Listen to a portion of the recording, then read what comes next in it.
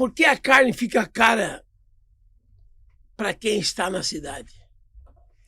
Depende do ponto de vista. Carne, ela é uma commodity até o ponto que a qualidade interfere. Programas de carne de qualidade, carne Angus, carne Prime, carne de Wagyu, normalmente são carnes de programa de certificação que são dos cortes mais nobres e tudo mais. Elas tendem a ter um valor maior.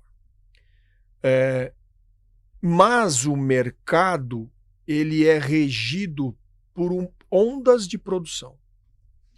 E essas ondas de produção, elas levam a um negócio que a gente chama de ciclo da pecuária. E é bem fácil de entender. Então pensa só uma coisa. Eu tenho que ter vamos no ovo ou a galinha, tá? Eu tenho que ter o nascimento do bezerro. Então, vamos começar esse círculo aqui por uma vaca. Então, quando eu tenho uma vaca, ela vai produzir um bezerro. Quando o preço do boi sobe por questões de mercado, quando que o preço do boi sobe? Quando está escasso. O preço do bezerro sobe. Se sobe o preço do bezerro, a tendência do mercado é, se o bezerro está valorizado, vamos deixar mais vacas para produzir o bezerro, já que o bezerro é valorizado. Só que a hora que eu coloco mais vacas, porque o bezerro está valorizado, lá na frente aumenta a produção de bezerro. Cai o preço. Cai o preço do bezerro, normalmente cai o preço do boi. Para manter o faturamento, aumenta o abate de fêmeas. Cai a produção de bezerro, o preço do boi sobe. Então, esse ciclo da pecuária, que é um ciclo produtivo, estou falando de carne, tá? Que foi a tua pergunta, né? Quando você olhar quando que esse preço aumentou ou diminuiu, além das interferências comerciais e tal, enfim, plano político, estado econômico do país, daquele momento, algum plano, enfim. Coisas que a gente sabe que não estão simplesmente afetando a carne em si, mas pode afetar... O tomate foi uma coisa que aumentou um monte nos últimos... Né? Mas, enfim, mas existe um ciclo. E esse ciclo, ele tem uma coisa que você não quebra, que são 9 meses de gestação de uma vaca. Isso você nunca vai mudar.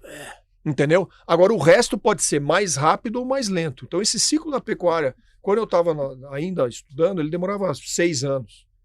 Hoje, dependendo, não dura 4. Por quê? Porque a produção, os índices zootécnicos, o nível de produção está melhorando cada vez mais. Então, isso tende a achatar, mas nunca vai mudar. Então, essas oscilações, elas são de ciclo e elas são de época. Porque quando eu tenho as águas, eu tenho muito pasto, eu tenho muito boi, eu tenho uma oferta maior, o preço é menor. Quando eu estou na seca, eu tenho uma produção menor e ainda mais vindo de boi confinado, e esse boi confinado ele custa mais caro, o preço sobe. Então, sim, a gente tem que entender em que lugar que você está batendo a fotografia, entendeu? Essa é a dinâmica do negócio. E o preço da carne é culpa do produtor, do mercado ou do sistema? Não, ele não tem culpa, cara. Ele não tem culpa. Ele é... Agora, tem uma coisa interessante nisso. A partir do momento que você carrega um boi no caminhão para mandar para o frigorífico, ele não é mais teu, não. Acabou teu negócio. Então, dali para frente, a gente está falando de um outro negócio. De quem comprou o frigorífico. Ele é exatamente uma indústria de automóvel, ao contrário. A indústria automobilística, ela não é fábrica de carro, não é montadora. Quando você ouve as notícias, a GM é uma montadora. O que é montadora? Pega uma porrada de pecinha, junta, sai o carro lá. O que é um frigorífico? É a indústria ao contrário. Ela desmonta o boi e tem que chegar na caixinha lá as peças. Aí. Igual. Então, aí você está entrando num outro cenário. Mas olha só que maluco. O cara fala assim, ó. Picanha. O boi tem 2 picanhas. Lado direito, lado esquerdo. O boi tem um cupim. O boi tem 2 paletas. O boi tem 1 contrafilé, 2 janelas de costela, 2 lagartos, 2 alcatra, 2 patinhos. Não são 4. Então, quando você olha na gôndola, 2 picanhas, tem um boi ali. Mas e o resto do boi? A hora que você desmontou, porque você tem cortes os cortes de primeira e de segunda, vamos dizer assim. Normalmente os cortes de primeira são do traseiro e os cortes de segunda são do dianteiro. Programas de melhoramento, programas de carne certificada, tecnologia de corte de carne, tecnologia de processo, começou a mudar um pouco isso, e você tem hoje cortes de dianteiro tão bom quanto corte de traseiro. Para tentar equalizar, em termos de valor, uma carcaça só. Porque senão você tem só um pedaço que é muito valorizado e o resto é vala comum. Não vale nada. Não vale nada, vale pouco. E isso também tem que olhar na diferenciação. Quando a gente olha a diferença de preço, especialmente para o consumidor, de que carne que você está falando? Você está comparando o que com o que? Normalmente, dentro da casa, a mulher faz a compra mais sensata do ponto de vista de preço. Então, normalmente, na família, a mulher compra preço. E, invariavelmente, ela compra dianteiro.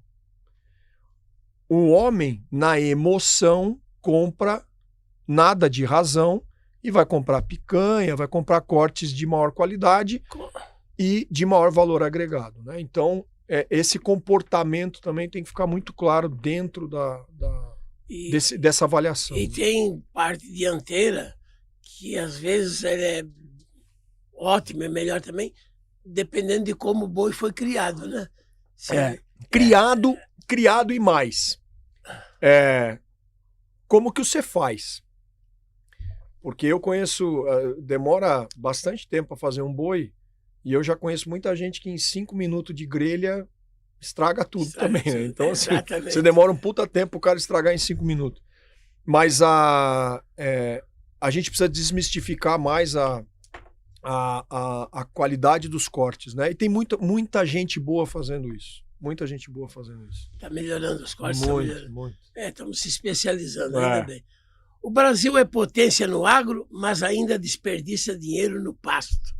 Desperdiça. Sabe por quê? Porque no pasto é mais barato.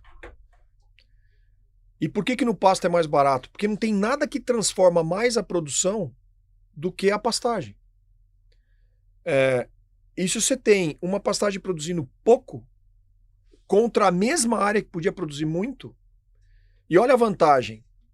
Quando eu dei o exemplo do milho, e a colheitadeira está indo ali, e eu pego um boi e confino ele, eu tenho que levar a comida para o coxo.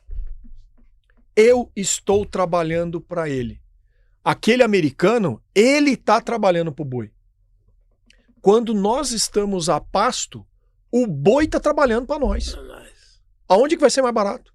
Claro. Entendeu? Então, a gente perde dinheiro e deixa de eventualmente faturar mais por manejo, que a gente fala. Por você colocar conhecimento dentro da sua fazenda. E com muito pouco você muda isso. Com muito pouco você muda isso. Seria mais ou menos que você falar assim, ó. Porra, cara, eu trabalhei... Venho da rádio, que nem você me falou. Nós descobrimos um switch ali que se mudar 3 plaquinhas para cá e um botão para lá, o negócio muda completamente. Por quê? Porque eu sei, ué. Vai lá, faz isso na tua casa que vai dar certo. Agora vai eu mexer naquele treco sem saber nada. Entendeu? Vou demorar quanto tempo para descobrir isso? É caro. Eu prefiro saber de ti, que é craque no assunto, eu chupinhar essa informação e botar para funcionar. Então, isso é verdade. Isso aí que você me perguntou é uma grande verdade. O estudo sempre